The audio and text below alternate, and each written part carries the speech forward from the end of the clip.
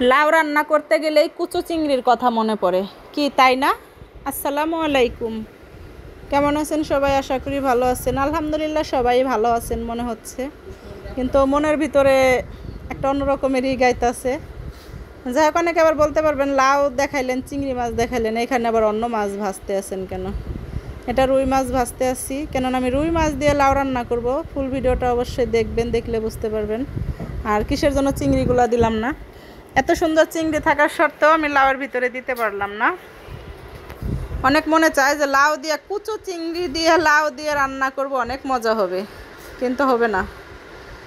যাই হোক, মাছগুলো কিন্তু ভেজে আমি ওই তেলের ভিতরে একটু পেঁয়াজ বাটা দিয়ে দিলাম, দিয়ে তার ভিতরে হলুদের গুঁড়া দিয়ে দিব, একটু মরিচের গুঁড়াও দিব, সামান্য একটু ধনিয়ার গুঁড়া। আর মশলাগুলো আমি একটু অল্প অল্প দিব, গুঁড়া মশলা, কেননা লাউ তরকারি এত মশলা দিতে হবে না। আর এখানে একটা বাটা মশলা আছে, আদা রসুন ধনিয়া জিরা আর ভাতের চাউল ভাজা সব মিক্সড করে পাটায় বেটে নিছি আমি।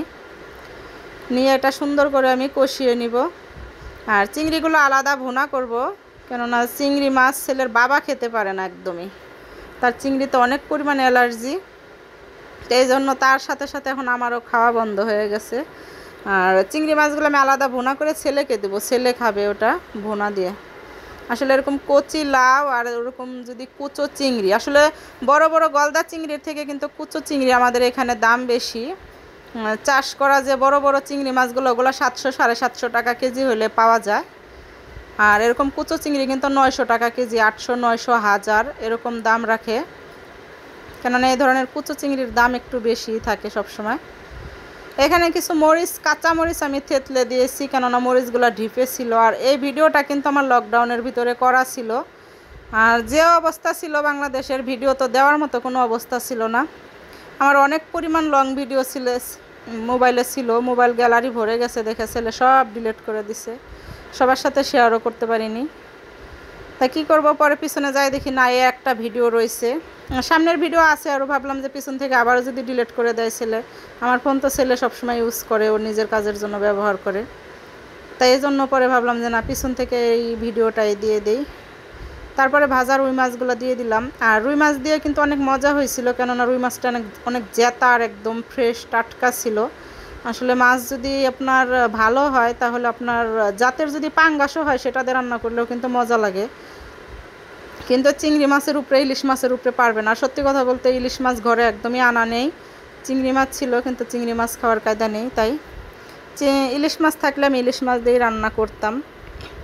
আর বাইরের যে অবস্থা ছিল, ইলিশ মাছ বাজার করা কোনো কিছুরই অবস্থা ছিল না, আর অনেক খারাপ অবস্থা গেছে। মানে আজকে দুপুর পর্যন্ত আমরা এত টেনশন, এত কিছু, মানে যাহাই হতাশ। এবং আজকে ছেলের বাবাও থানায় থেকে আসছে, সত্যি কথা বলছি। আরে সকাল না, আমার বাসায় থেকে 6:30 বাজে বের হয়েছে, কেননা মিস্ত্রি থাকে অনেক দূরে, আমার একটা গাড়ির কাজ করাবে, তাই ওই গাড়ির কয়েল লাগাবে, তাই সে এসে সেটা হাউজের ভিতরে লাগাইছে। তো অত সকাল, পরে মনে হয় হ্যাঁকে নিয়ে বাড্ডা থানার ওইখানে হোটেল খোলা ছিল, আমরা কিন্তু বাড্ডা থানার পাশেই থাকি, তো হোটেলে নিয়ে তাকে নাস্তা খাওয়াইতে গেছে, নাস্তা খাওয়াই বিদায় দিতে আসছে, আর হারে নিয়েছে। কারফিউর ভিতরে বের হয়েছে কেন অপরাতে, এটাই। পরে যাই হোক, নিয়ে গেছে, নিয়ে যাওয়ার পরে হ্যাঁকে মনে হয় 4টা বাজে, মনে হয় কি লোকজন ছিল নাকি জানি না, কীভাবে করছে, পরে আনছে। আমি সারাদিনে ফোন দিছি, পাইনি, একদমই পাইনি। ফোন দিছি, ফোন কেউই ধরেনি, কেউই করেনি, মোটেও লাইনে ছিল না। তো পরে ভাবছি যে মনে হয় যে কই গেছে জানি না। হ্যাঁ, যাই হোক, আমার কিন্তু লাউর তরকারিটা কিন্তু প্রায় শেষের দিকে। আর লাউটা কিন্তু একদম কচি, কি সুন্দর কিন্তু দেখেন সেদ্ধ হয়ে গেছে। আর লাস্টে একটু ভাজার জিরার গুঁড়ি দিয়ে দিব, যাতে ফ্লেভারটা অনেক সুন্দর আসে, খেতেও অনেক ভালো লাগে। তারপরে তো আমি এখন পানি শুকানো পর্যন্ত একটু অপেক্ষা করব। আর ধনিয়া পাতা হলে অনেক ভালো হতো। আসলে শীতের দিনে যে ধনিয়া পাতা পাওয়া যায়, গরমের দিনেও কিন্তু ঢাকা শহরে সেই একই পরিমাণ ধনিয়া পাতা পাওয়া যায়, কিন্তু ওই স্বাদটা আর পাওয়া যায় না। শীতের দিনে যে একটা স্বাদ থাকে ধনিয়া পাতার, ওই স্বাদ আর খোঁজ করে পাই না, তো ওরকম সচরাচর আনা হয় না। আমার সেদিনকে অনেকগুলো ধনিয়া পাতা এনে দিচ্ছে, আমার মনেই নাই, ফ্রিজের ভিতরে নষ্ট হয়ে রয়েছে। যাই হোক, আমার রান্নাটা কিন্তু শেষ হয়ে গেছে, দেখেন লাস্ট লুকটা কত সুন্দর হয়েছে। আর যারা আমার ভিডিও দেখেন, যদি ভালো লাগে লাইক কমেন্ট শেয়ার করবেন। আর ইউটিউব থেকে দেখলে অবশ্যই আমার চ্যানেলটা সাবস্ক্রাইব করবেন। আর ইউটিউব চ্যানেলটার নাম হচ্ছে শাহনাজ কুকিং।